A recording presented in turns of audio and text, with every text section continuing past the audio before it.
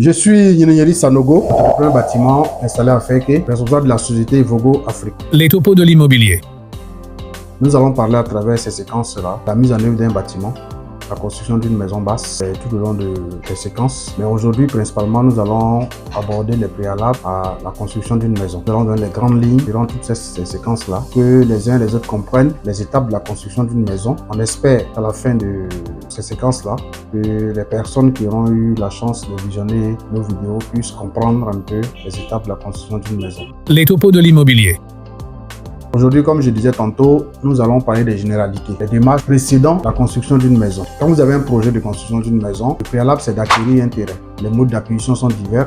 Il peut y avoir l'achat, il peut y avoir la donation, l'héritage, les legs, tout ça. Mais il faut acquérir un terrain urbain, un terrain constructible. Et l'acquisition d'un terrain se fait par devant un cabinet notaire qui va dresser un acte notarié. Et je conseille en général aux gens de ne pas se limiter à un acte de vente. On signe simplement à la mairie. Il faut aller devant un notaire parce que les notaires sont assermentés pour ce genre d'actes-là, les actes de vente de biens immobiliers. Mais il fallait pas devant un notaire pour effectuer la vente, si c'est dans le cas d'une vente. Et après l'acquisition par devant notaire, vous pouvez maintenant commencer la procédure d'obtention de votre titre foncier. Le titre foncier le plus important, le premier, c'est l'ACD, qu'on appelle l'arrêté de concession définitive. Mais lui, il ne s'établit, il ne se crée qu'une seule fois. Donc, si vous avez la chance d'acquérir un terrain qui a déjà fait l'objet d'un ACD, vous allez engager la procédure pour avoir ce qu'on appelle un certificat de mutation de la propriété foncière. C'est aussi un titre foncier qui vous confère la propriété définitive de la parcelle que vous voulez occuper. Et donc, il faut monter un dossier technique, aller au ministère de la Construction, pour aller jusqu'à la fin de la procédure d'obtention de l'ACD ou le certificat de mutation de la propriété foncière. C'est important parce que nous voyons beaucoup de personnes qui achètent des terrains et malheureusement par négligence finissent par perdre leur terrain parce qu'ils n'ont aucun papier légal sur la parcelle. Donc j'encourage vivement tous ceux qui achètent des terrains d'entamer la procédure et de la suivre jusqu'à son terme pour avoir le titre de propriété, le titre foncier. Le second point, quand vous avez engagé la procédure, même avant le terme de la procédure, vous pouvez commencer déjà à exploiter partiellement votre parcelle. Je dis partiellement parce que une technique consiste à dire quand vous achetez un terrain, il faut commencer à faire des petits travaux préliminaires et attendre pour voir la réaction, les réactions qui vont suivre. Si au terme de quelques mois, quand vous avez entreposé quelques briques ou bien vous avez procédé au nettoyage du terrain, ou bien vous avez construit, fait creuser un puits, il n'y a pas de réaction, il n'y a pas d'intervention, il n'y a pas d'opposition, vous pouvez être à 50% sûr que le terrain qui vous a été vendu n'est pas le fruit d'un acte frauduleux, fruit de malversation. Ça, c'est juste une technique. C'est pas toujours évident, mais c'est juste une technique. Mais quand vous achetez le terrain, vous avez déjà versé l'argent, vous avez un acte de vente signé par devant notaire ou bien un acte de vente signé légalisé à la mairie, et selon le type de cas. Hein, mais bon, je préfère toujours que les opérations se passent par devant notaire. Donc, quand vous avez ce papier-là déjà, qui vous confère la légitimité sur le terrain, vous devez faire élaborer un plan, le plan de la maison que vous voulez construire. Le plan va s'élaborer suivant vos goûts, suivant tout ce que vous voulez, parce que tous les plans sont personnels. Chacun établit son plan selon ses besoins. Mais il faut faire établir un plan, soit par un architecte, ou bien par vous pouvez juste trouver un technicien en bâtiment, qui va vous établir un plan. Et les plans, il y en a plusieurs types, hein. Les coupes, les plans de masse, tout ça.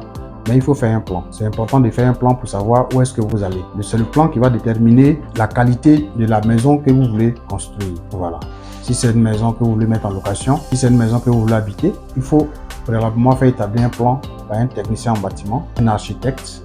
En tout cas, c'est ce qu'on appelle les dessins de la construction. Il va vous sortir un plan avec tout ce qu'il y a, hein, les coupes de façade, les façades latérales, les façades principales, les plans de masse, le plan aménagé. Le plan à noter. Le plan aménagé, c'est le plan où on voit un peu les dispositions des fauteuils, des véhicules dans le garage, lits, tout ça. Ça, c'est le plan aménagé. Et il y a le plan noté. Comme je disais, c'est les dessins de la construction, les dessins d'ensemble, les plans d'architecture, les plans de techniciens, tout ça. Mais il faut faire un plan avant de démarrer la construction d'une maison. L'architecte va vous sortir les plans de la fondation, les plans façade, les plans de masse, tout ça. Ça vous permet de... Ouais, cela a un coût, hein, évidemment. Il faut avoir peur de coût. Il faut payer pour avoir un plan. Il ne faut pas trouver un maçon, lui, fais-moi 2 chambres salon, bien fais-moi 3, un truc de 4 pièces. Et puis après, c'est des problèmes qui surviennent. Donc, il faut faire un plan par un professionnel. Pour faire court. Et après le plan, il faut engager ce qu'on appelle le dossier, l'obtention d'un permis de construire. Je vous donne les grandes lignes. Il y en a qui ne passent pas par ces étapes-là, mais c'est les étapes qu'il faut. Donc, il faut engager un dossier pour avoir un permis de construire. Les plans de corps d'état secondaire, c'est-à-dire des plans d'électricité, les plans de plomberie, tout ça sera contenu dans le dossier pour avoir le permis de construire. Voilà. Avant ça aussi, avant d'engager dans le permis de construire, dans le dossier du permis de construire, si vous voulez construire par exemple en hauteur, une maison R+1 ou au-delà, vous faites une étude de sol. Là, vous allez voir un bureau, un laboratoire assermenté qui va venir faire une étude de sol pour être sûr que le sol sur lequel vous voulez construire votre immeuble est adapté. Donc, il faut toutes ces étapes-là avant vraiment de vous lancer dans la construction d'une maison. Quand toutes ces étapes-là sont bouclées, vous avez votre plan, vous avez votre terrain, vous avez votre plan, vous avez votre titre foncier, vous avez votre permis de construire. Maintenant, vous pouvez engager les travaux pour la mise en œuvre de votre plan. Voilà, grosso modo, généralité. Les topos de l'immobilier. Maintenant, à côté, il y a des petits détails dont il faudra tenir compte. Je vais dire, par exemple, si vous avez votre terrain qui a besoin de terrassement, vous pouvez commencer à faire le terrassement, l'excavation pour le niveler pour rendre la maison plus facilement implantable, on va dire.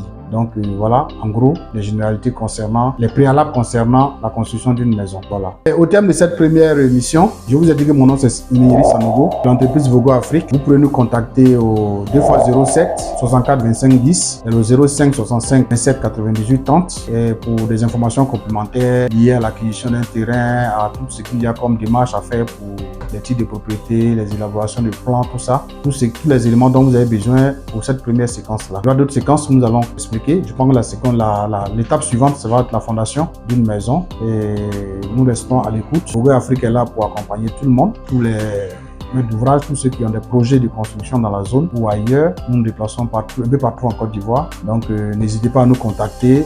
Avec nous, vous êtes sûr que vous êtes dans de bonnes mains. Vous êtes entre de bonnes mains et nous allons vous conseiller parce que notre rôle c'est de vous accompagner, de vous conseiller pour la mise en œuvre de votre projet de construction. Nous faisons dans le parapet, nous faisons aussi dans le géobéton, ce qu'on appelle le BTCS. Donc voilà, nous sommes ouverts, nous sommes disponibles, vous pouvez nous joindre à tout moment. Merci et à bientôt. Les topos de l'immobilier.